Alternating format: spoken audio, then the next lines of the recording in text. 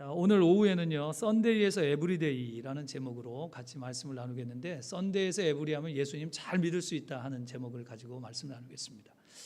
예전에 제가 신문 기사를 봤는데 신문 기사의 제목이 뭐냐 하면 썬데이 크리스찬에서 에브리데이 크리스찬으로 하는 신문의 기사가 한번 나온 적이 있어요. 그 내용이 뭐냐 하면 이런 내용입니다. 간증자가 뭐라고 얘기하냐면 어머니 뱃속에서부터 교회를 다녔다고 얘기합니다. 이런 성도를 뭐라고 얘기합니까? 모태신앙이라 이렇게 얘기를 합니다. 당연히 어려서부터 주일에 예배를 빠지지 않고 꼭 드려야 한다는 교육을 받았을 겁니다. 그래서 계속 다녔겠죠. 그래서 어려서부터 지금까지 주일은 단 한 번도 빠지지 않고 열심히 다녔다, 이렇게 간증을 써놨습니다.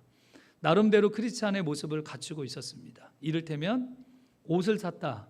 가장 먼저 교회 갈 옷을 먼저 입고 갔습니다. 부득이한 사정으로 혹시라도 지방에 출장을 갈 때가 생기면 주일이면 꼭 교회 가서 예배를 드렸습니다. 이런 간증입니다. 그러나 예배만 드리고 나면 경건한 크리스찬의 모습은 어디로 가는지 모르게 자신이 쓰고 있던 가면을 벗고 완전히 다른 사람이 되어 있었다 하는 것이 이분의 간증입니다.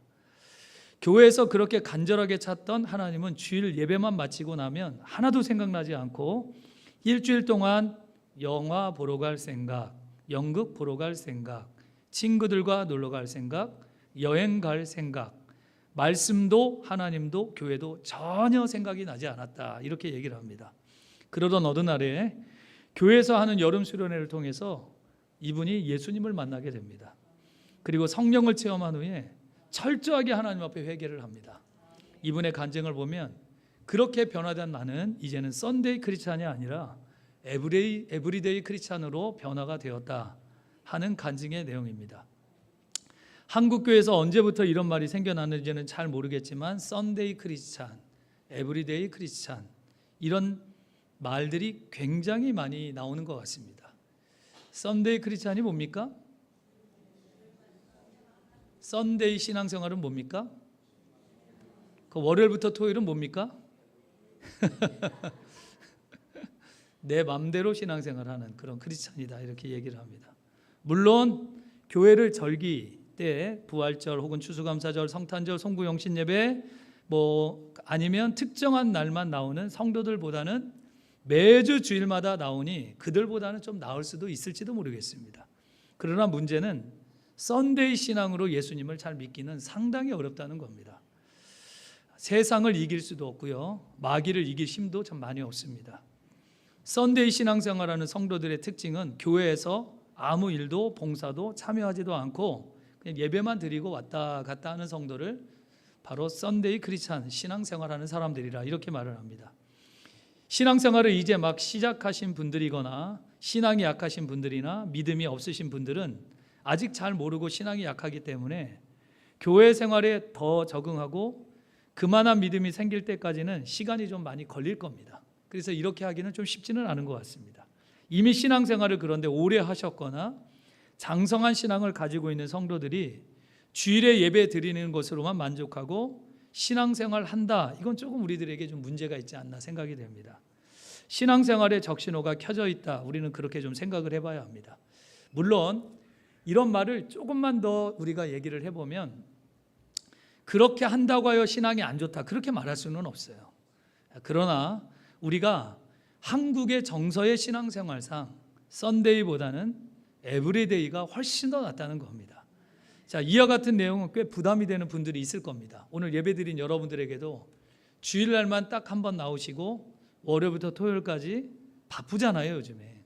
그래서 여러 가지 사정 때문에 못 나오시는 분들도 있을 거라고 생각이 됩니다.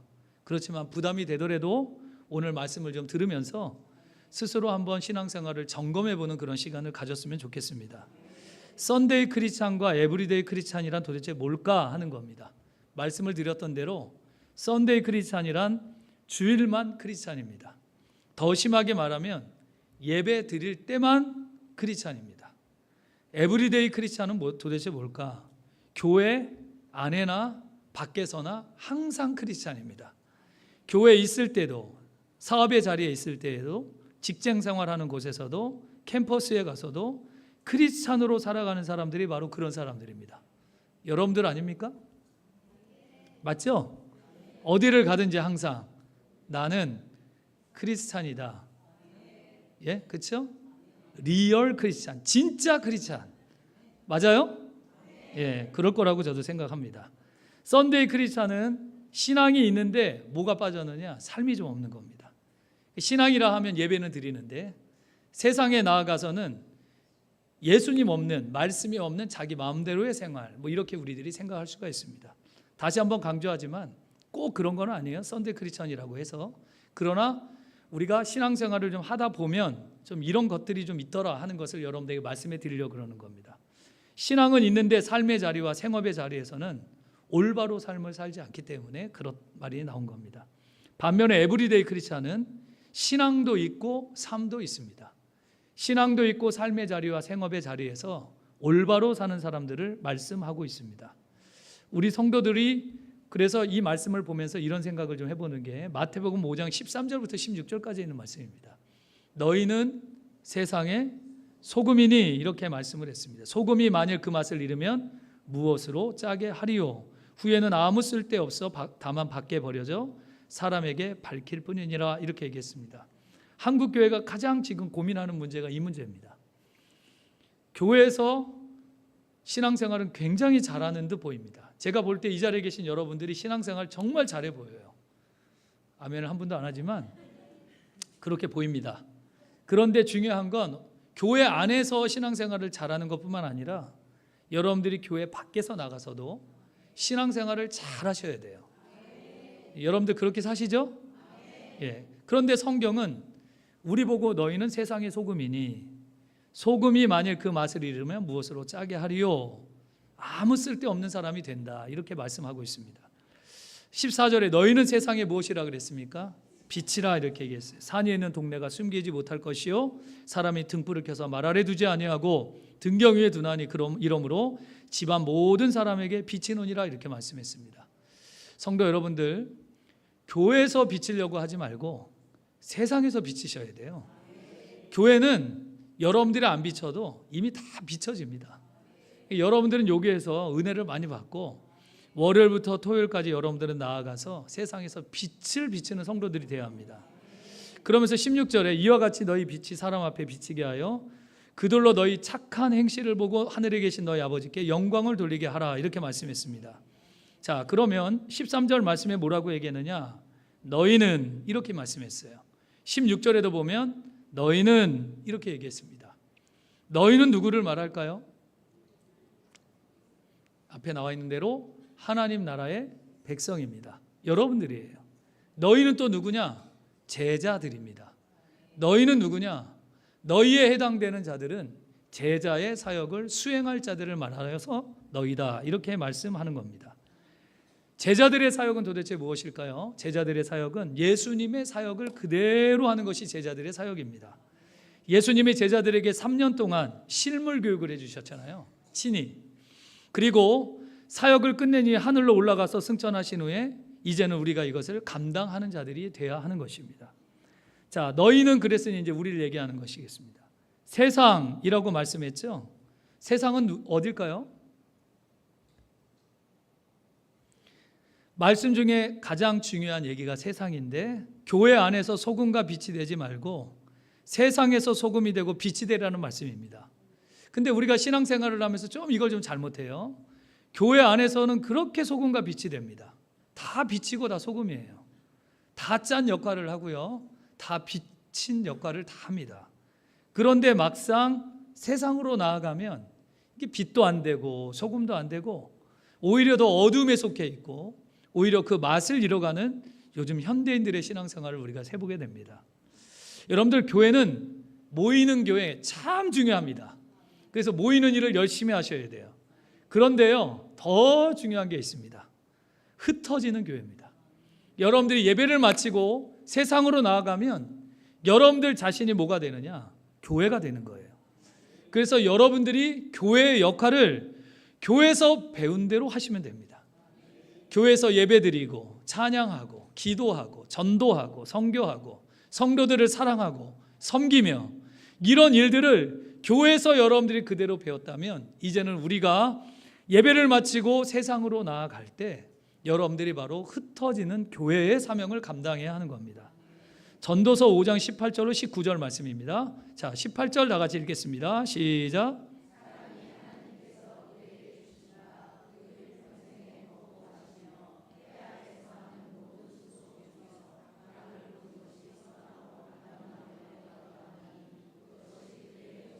자, 지금 우리 개역 개정에서는 몫이라 이렇게 얘기했는데 예전 개역 한글 성경에서는 이걸 분복이라고 말씀을 했습니다.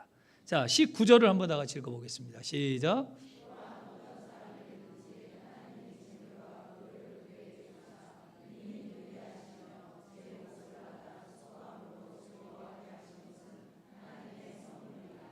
(19절만) 보면 하나님께서 여러분들에게 재물과 부요하게 하시는 축복을 줬으면 좋겠어요. 그래서 하나님 앞에 이것을 가지고 멋지게 쓰임받는 성도들이 되었으면 좋겠습니다. 하나님은 사람들에게 다 제 몫을 줬다고 그랬어요. 이걸 분복이라 이렇게 얘기합니다. 저는 가진 게 없는데요, 저는 준 게 없는데요, 이렇게 얘기하지만 그렇지 않아요. 하나님은 여러분들에게 다 주셨습니다. 분복이란 무엇이냐? 누구에게나 각자에게나 일할 수 있는 재능을 하나님은 다 줬다는 거예요. 그래서 여러분들 일할 때 저는 뭐 능력이 없는데 그런 말 하시면 안 됩니다. 하나님은 이미 다 줬다고 말씀하고 있습니다. 하나님께서 사람들에게 주신 분복을 따라 잊지 말아야 할 것이 무엇이냐? 4가지입니다. 첫 번째, 선하고 아름다운 것입니다. 두 번째, 수고를 해야 됩니다. 세 번째, 즐거움으로 해야 됩니다. 네 번째, 직업의 기천은 없습니다. 여러분들이 여러 가지 많은 직업들을 갖고 계실 텐데 하나님은 분복을 따라 여러분들에게 주신 것이 뭐냐? 일할 때 하나님이 볼 땐 선하고 아름다운 것이에요. 세상 사람들이 볼 때는 뭐 좋다 안 좋다 얘기할 수 있지만 하나님의 기준에서는 선하고 아름다운 겁니다. 그런데 아셔야 될 건 수고를 하셔야 돼요. 여러분들 일할 때 하나님이 주신 일을 따라서 열심히 하시길 바랍니다. 예전에 이제 그런 얘기 참 많이 했었는데 이 얘기를 하니까 한마디 제가 한번 덧붙여 보겠습니다. 예전에 보면 교회에서 신앙생활하는 성도들의 큰 단점이 뭐냐? 특별히 예전에는 다 토요일날 일할 때입니다. 지금은 이제 안 하시는 분들도 굉장히 많죠.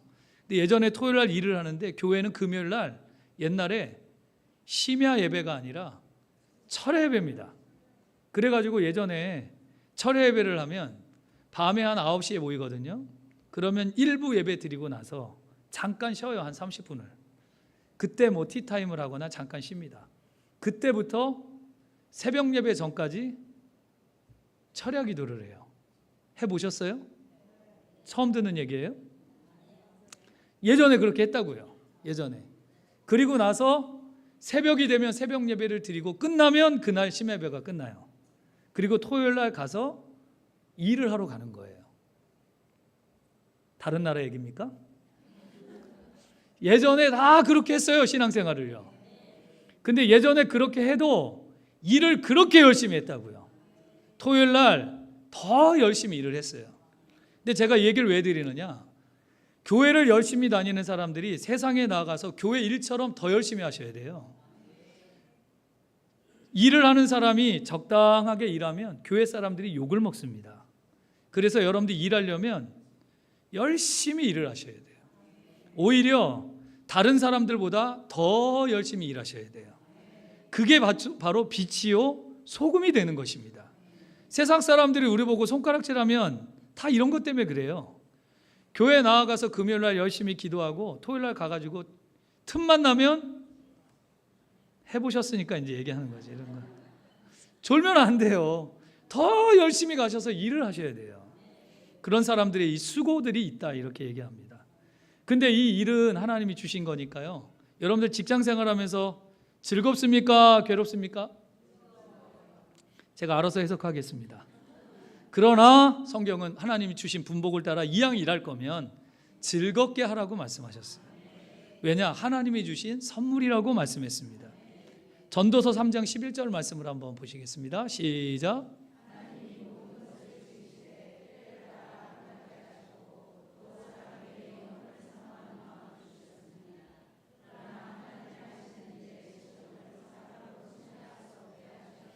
자, 하나님은요 세상을 지으시면서 때를 따라 아름답게 하셨다고 말씀을 했습니다. 하나님이 보실 땐 다 아름다운 거예요. 여러분들의 눈에는 좋고 싫고 나쁘고 뭐 이런 것들이 있을 수 있어도 하나님이 볼 때는 다 아름다운 겁니다. 여러분들 우리 주위에 있는 우리 형제 자매님들 한번 보십시오. 얼마나 아름답습니까? 그렇죠? 한번 얘기해 볼래요? 당신은 꽃보다 아름답습니다. 예. 상대방이 어떻게 봤는지는 몰라도 하나님이 보실 땐 정말 그런 거예요. 꽃보다 아름다운 여러분들의 모습인 겁니다. 때를 따라 아름답게 하셨다고 말씀을 했습니다. 하나님이 모든 것을 지으시되, 그래서 우리는 하나님의 걸작품이라고 얘기합니다. 이 세상에 여러분들만한 얼굴은요, 단 한 사람도 없습니다. 쌍둥이도 달라요. 가만히 보고 있으면 똑같은 것 같지만 다 다릅니다. 유일하게 이 세상에 존재하는 분 딱 한 사람, 하나밖에 없어요. 우리는 그런 하나님의 걸작품이다 하는 것입니다. 하나님이 창조하신 순서가 있어요. 첫날에 빛을 창조했습니다. 둘째 날에, 셋째 날에, 넷째 날 해, 달, 별을 창조했습니다. 다섯째 날에, 여섯째 날에, 그리고 일곱째 날에 안식하셨다, 이렇게 말씀을 합니다. 하나님께서 첫째 날부터 일곱째 날까지 세상을 창조하신 것을 보면 여러분들 모든 중심이 어디에 있느냐? 사람에게 있어요. 다 사람을 위해서 존재하는 것입니다. 그래서 창세기 1장 26절부터 27절에 보면 하나님께서 우리들에게 바로 몇 가지의 문화 명령을 줬습니다. 생육, 번성, 충만, 정복, 다스림. 이 정도는 외우고 다니셔야 됩니다. 하나님이 여러분들에게 주신 5가지의 명령이에요. 생육, 번성, 충만, 정복, 다스림. 해보세요. 시작.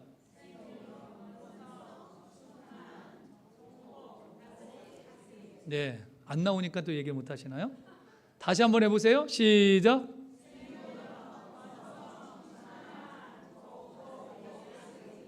이런 걸 떠듬떠듬 거리시는 분들은 오늘 밤새도록 회개하셔야 됩니다. 생육, 번성, 충만, 정복, 다스림. 또 이것만 하다 또 설교 시간 안 들어가실라 또 말씀 시간에. 자, 이렇게 우리들에게 귀한 사명을 주셨어요. 그러니까 여러분들은 이런 능력이 있으신 분들입니다. 그러면서 하나님 31절에 그랬잖아요. 하나님이 지으신 그 모든 것을 보시니. 그 다음 읽어보세요. 아멘. 보시기에 심히 좋았더라. 그렇죠? 아까 우리 옆에 분들 했으니까 다른 분들 쳐다보시면서 하나님이 보시기에 심히 좋았더라. 시작.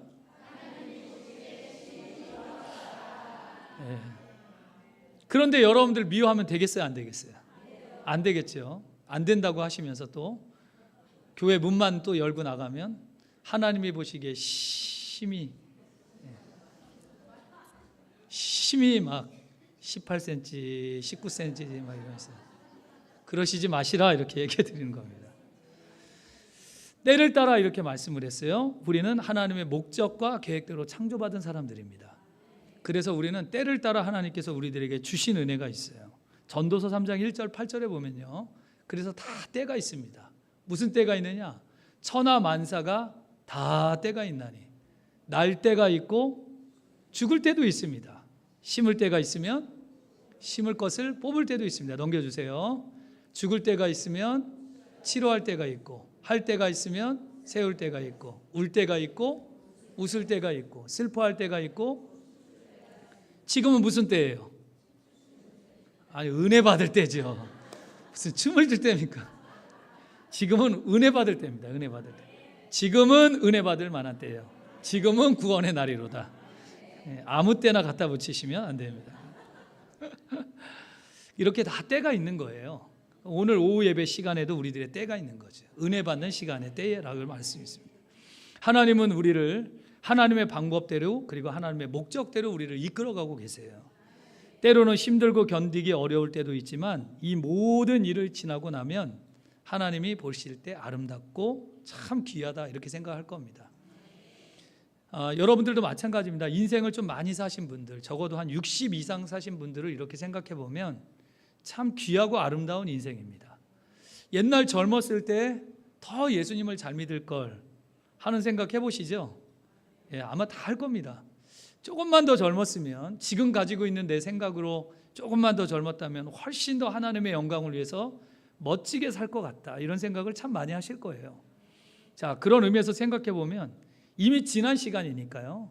자, 지금이라는 시간부터 앞으로의 시간까지, 미래의 시간까지 하나님께서 주신 이 때를 여러분들 잘 잡아서 예수님을 잘 믿다가 주님이 여러분들 부르시면 기쁨으로 하늘나라 가는 축복이 있기를 바랍니다.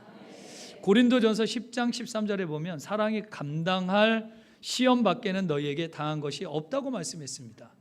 우린 이걸 기억해야 됩니다. 시험이 왔다. 감당할 시험만 하나님이 주시는 거예요. 자, 그런데 오직 하나님은 미쁘사 너희가 감당하지 못할 시험 당함을 허락하지 아니하시고 시험 당할 즈음에 또한 피할 길을 내사 너희로 능히 감당하게 하시느니라고 말씀했습니다.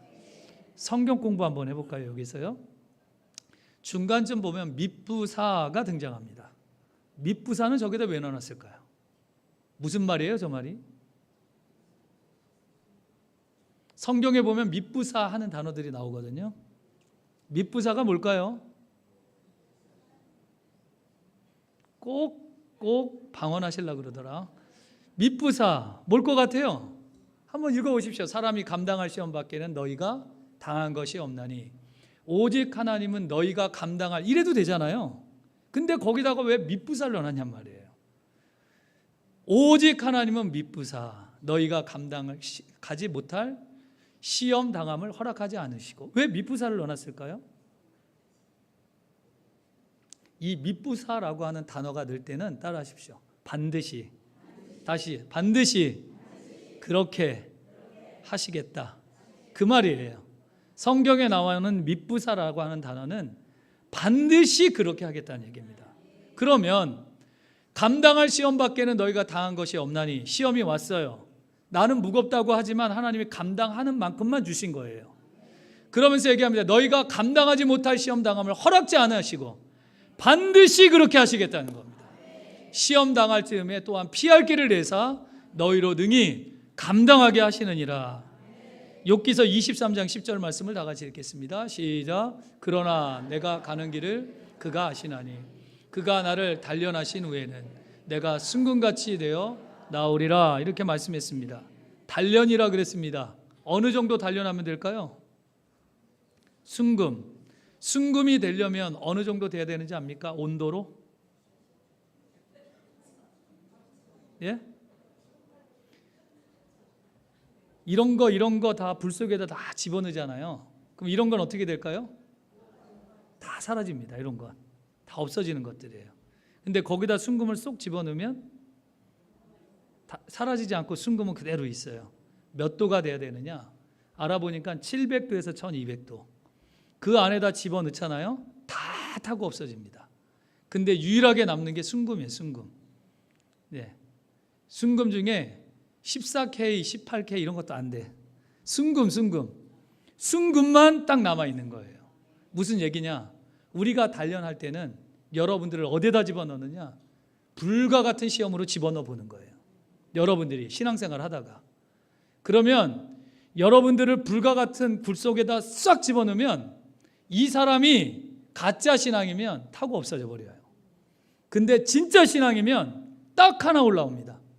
믿음만 가지고 올라오는 거예요. 신앙생활은 불과 같은 시험을 당해봐야 아는 겁니다.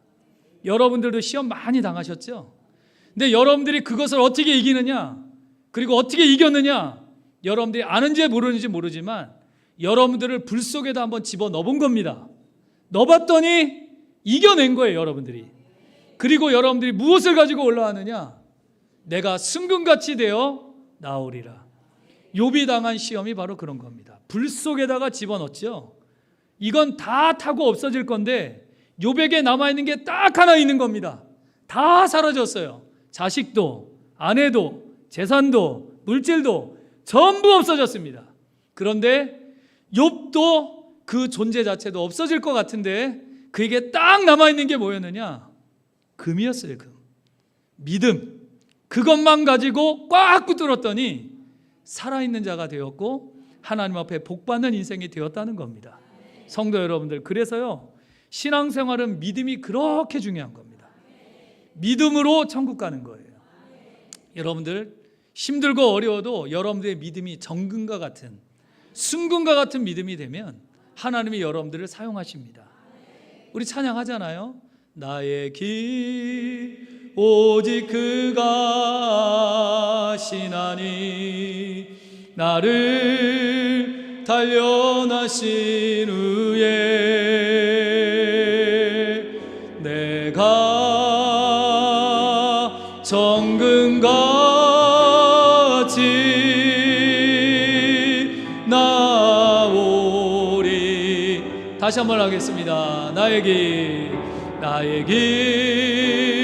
오직 그가 아시나니 나를 단련하신 후에 내가 정금같이 나오리라. 여러분들, 불과 같은 시험을 당할 때는 누구도 도와줄 수 없어요. 그건 본인이 해결할 문제입니다. 그 안에다 집어넣어서 힘들고 어렵잖아요. 옆에 사람들이 도와주고 싶지만 그건 본인이 해결할 문제입니다. 힘들어도 거기에서 여러분들의 믿음을 하나님 앞에 보여드리면 하나님께서 그 믿음을 보시고 여러분들을 많은 은혜와 축복을 줄 줄 믿습니다. 사람에게는 영혼을 사모하는 마음을 주셨다고 말씀하셨어요. 여러분들, 우리보다 영혼을 사모해야 정상인 거예요. 은혜 받기 위해서, 예배드리기 위해서, 선교하고 전도하기 위해서, 서로 섬기고 서로 우리가 구제하고. 여러분들, 이것이 영적인 일, 영혼을 사모하는 것들이 우리들에게 정상적인 일이라는 것입니다. 자, 여러분들, 무엇이 정상인지 보십시오. 이게 정상입니다. 시작.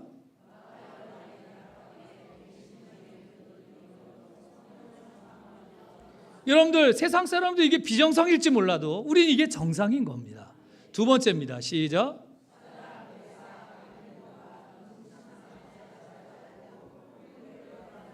이런 게 정상적인 거라는 것이에요. 세 번째입니다. 시작.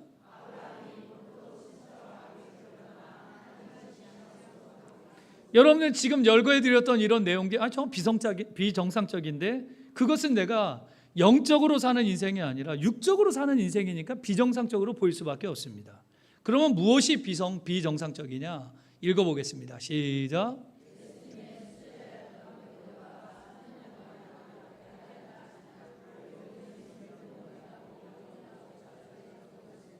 이건 비정상적인 일이에요. 그렇게 따라다녔지만 결국 예수님을 부인하고 저주해버리고 말았습니다. 두 번째입니다. 시작.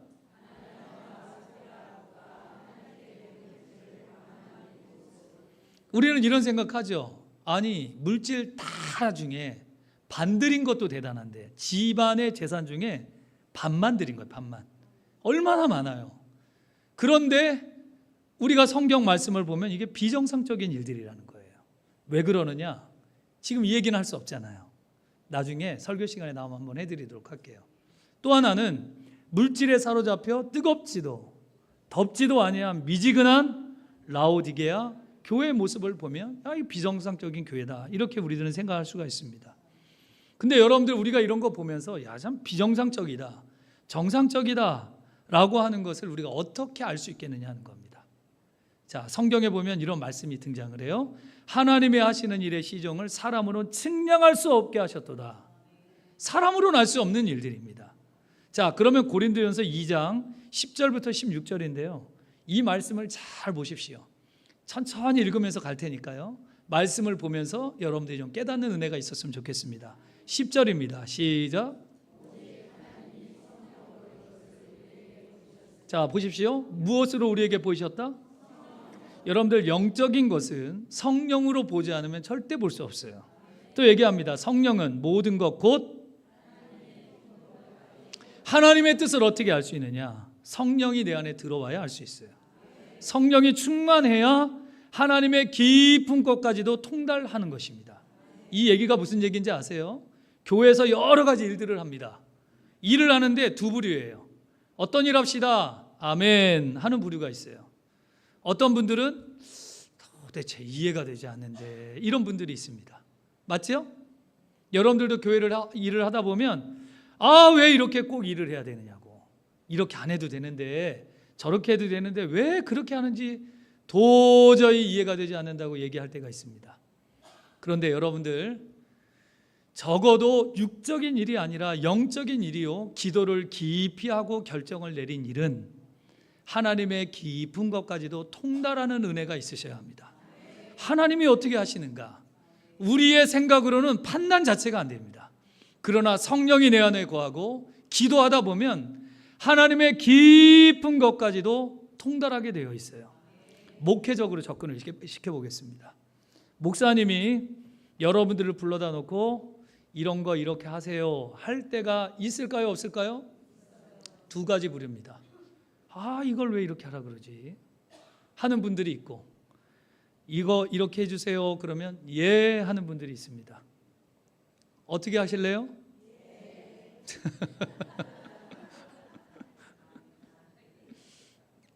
또 한 번 강조하겠습니다. 말은 잘합니다.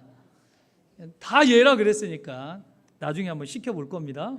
예라고 하는지 나가면서 고개를 갸우뚱 하는지 한번 봐야 되겠어요. 근데 중요한 건요, 여러분들 제가 이런 얘기 자주 드리는데 한번 따봅시다. 육과 영은 함께 간다. 똑같아요. 육적인 일이나 영적인 일은 함께 가게 되어 있습니다. 그러면 우리의 일상생활에서 벌어지는 일들이나 영적인 일들이나 이게 함께 가는 일들이에요. 자, 여러분들, 성령님은 우리에게 임하기 시작하면 깊은 것을 통달하여 알도록 만들어 주십니다. 근데 이걸 어떻게 알게 되느냐? 11절에 나와 있어요. 11절 시작.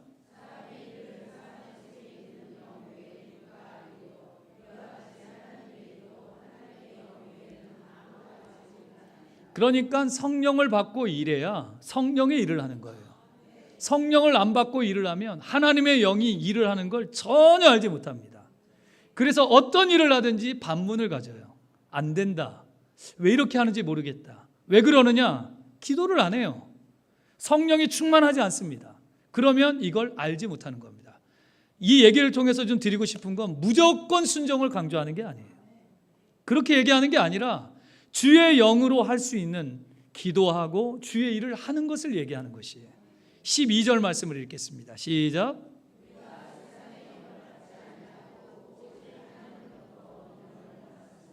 이는 우리로 하여금 하나님께서 우리에게 은혜로 주신 것을 알게 하려 하심이라. 우리는요, 하나님의 영을 받은 사람이에요. 그렇기 때문에 이 영을 받은 사람들은 무엇으로 하느냐? 자, 맨 끝에 검은 글씨 있죠? 은혜로 읽어보세요. 시작. 하나님이 알게 하시고 하나님이 주신 것을 아는 것입니다.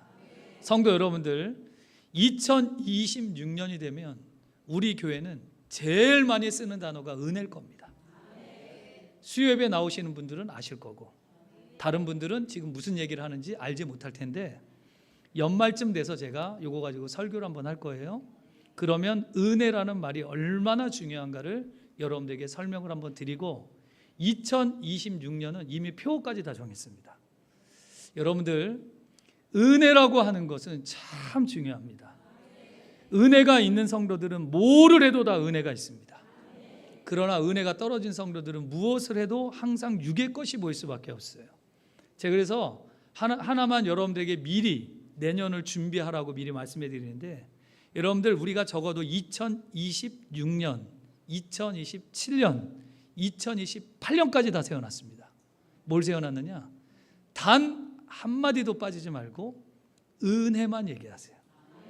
이제는 만나면 무조건 무슨 얘기? 2025년 8월부터 12월까지는 유예기간. 알죠? 유예기간. 내 입에서 은혜라는 말이 조금 잘 안 나오니까요, 계속 해보는 거예요. 2026년부터는 은혜가 입에 붙어 있으셔야 돼요. 교회에서 은혜라는 말을 안 하면 스티커 딱지를 붙여서 벌금을 물릴 테니까. 근데 제가 혼자 생각해 보는 거예요.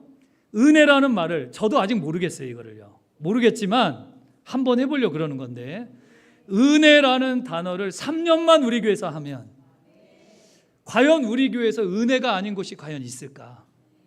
하여간 무슨 일을 하든지 하나님의 은혜입니다. 옆에 사람 봐도 은혜 받았습니다.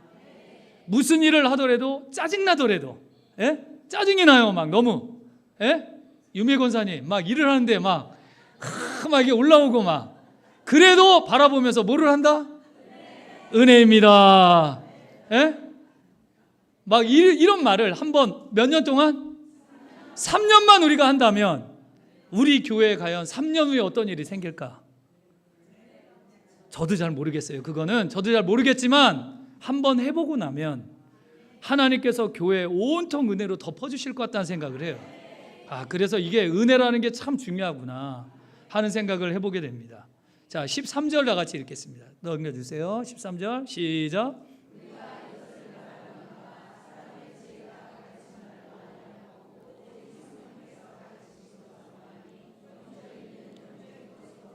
그렇습니다. 영적인 일은 영적인 것으로만 분별이 됩니다. 자, 14절입니다. 시작.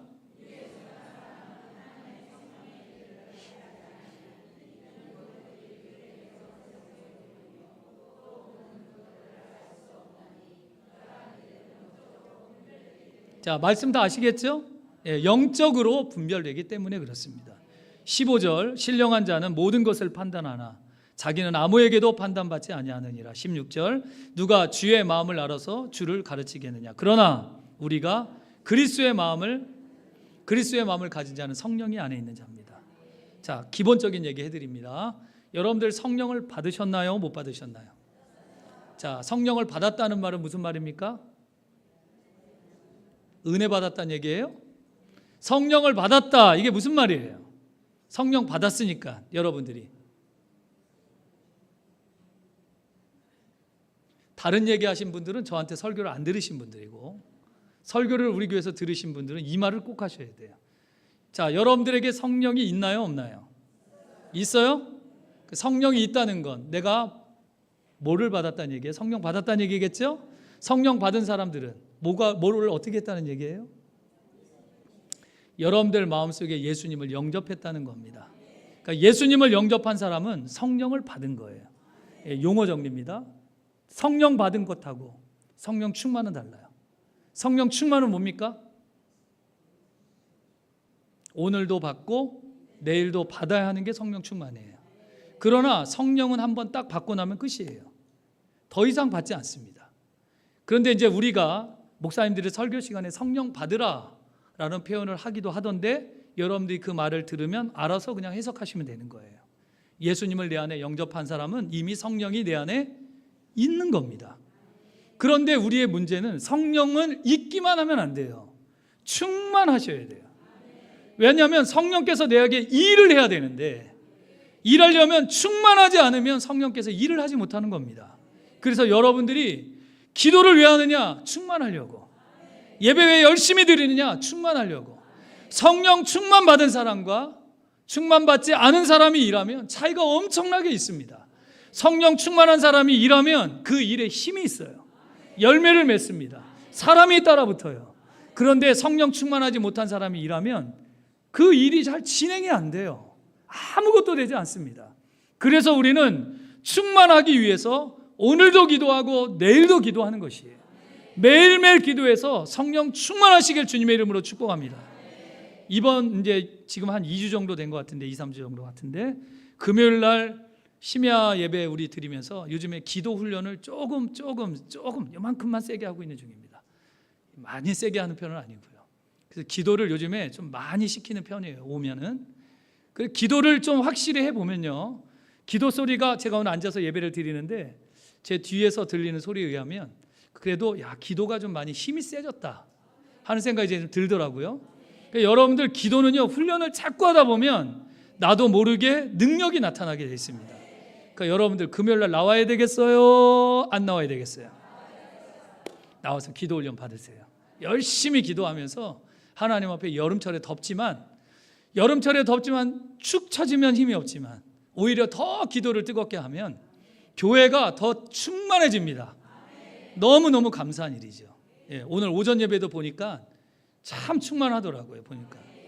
왜 그러느냐? 기도하시는 분들이 많아지니까 그런 거예요. 열심히 기도하면 교회에 불이 붙고 하나님께서 함께 하실 줄 믿습니다.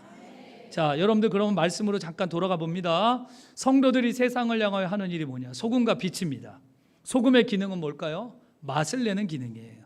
여러분들 맛을 내는 것, 소금의 가장 중요한 역할이라고 생각이 됩니다.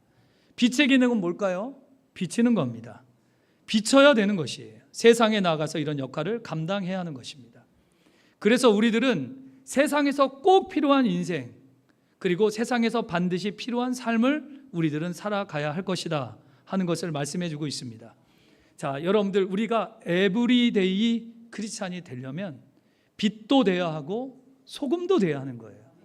교회 안에서가 아니라 이제는 예배를 마치고 나아가서 세상에서 그렇게 살아내는 것을 얘기합니다. 한 가지 얘기 드리고 말씀을 마치려고 그러는데요. 중국에 있는 선교사가 한국에 와서 깜짝 놀란 일이 있었습니다.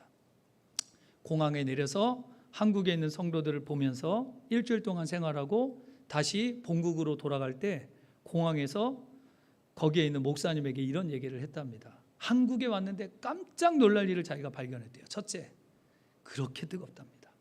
한국 교회가 그렇게 뜨거운 줄 몰랐대요. 소망 선교교회처럼 그렇게 뜨겁답니다. 예. 두 번째, 그런데 성도들이 삶이 엉망이라는 거예요. 삶이.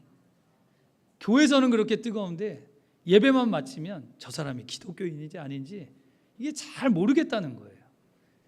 외국 선교사가 우리나라를 보고 한 얘기입니다. 우리가 좀 생각을 해봐야 됩니다. 우리가 과연 썬데이 크리스찬인가 아니면 에브리데이 크리스찬인가?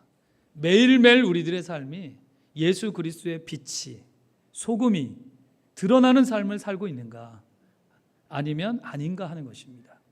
제가 예전에 우리 하남하고 서울에 계신 분들에게 이런 얘기 한번 해드린 적이 있는데, 예전에 같이 신앙생활 하던 분이 이제 그 교회를 이제 다른 교회로 나가시는 분인데 동네에서 싸우는 거예요.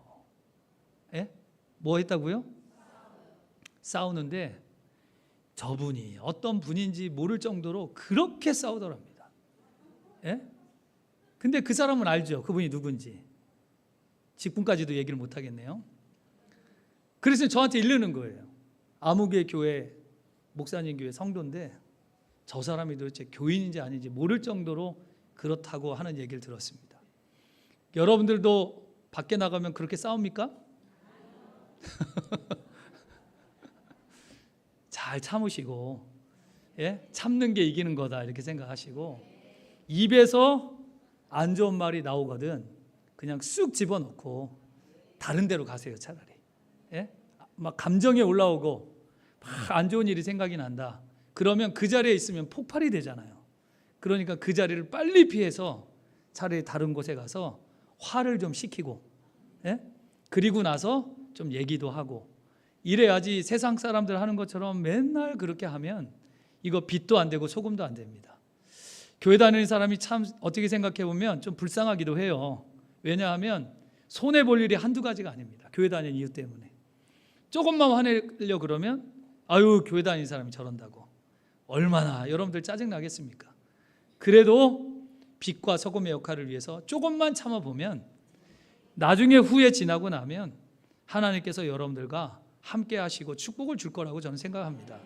자, 오늘은 우리의 신앙생활이 우리가 교회 안에서만의 신앙생활이 아니라 교회 밖에서도 여러분들 세상 사람들이 볼 때도 야, 저 사람 참 좋은 사람이다. 저 사람 같으면 내가 교회를 다니겠다. 이런 성도들이 좀 되었으면 좋겠습니다. 제가 이제 돌아다니다가 여러분들 한번 물어볼 거예요. 아무개 어떠냐고. 그 얘기하겠죠? 붙잡아 놓고 막 저하고 1시간 이상 떠드시는 분들은 빨리 회개하시고 그러셔야 돼요. 여러분들 우리 모두 다 썬데이 크리스찬에서 에브리데이 크리스찬으로 다 바뀌셔서 하나님이 여러분들과 함께 하시는 그런 축복과 은혜가 넘쳐나시기를 주님의 이름으로 축복합니다. 우리 구주 예수 그리스도의 은혜와 하나님 아버지의 극진하신 사랑과 성령님의 인도와 교통과 내주 역사하심이 우리 소망성교교회 모든 성도들은 썬데이 크리스찬이 아니라 에브리데이 크리스찬이 되게 하여 주시고, 세상에서 소금이 되게 하시고 하나님 세상에서 빛이 되게 하여 주시며, 하나님 아버지 우리 모든 성도들의 심령 속에 성령 충만한 은혜가 오늘도 내일도 매일매일 충만하게 하여 주시사 어딜 가든지 성령의 인도를 따라 살아가길 간절히 원하는 우리 모든 성도들 머리머리 위에 지금으로부터 영원토록 함께 계실지어다. 아멘.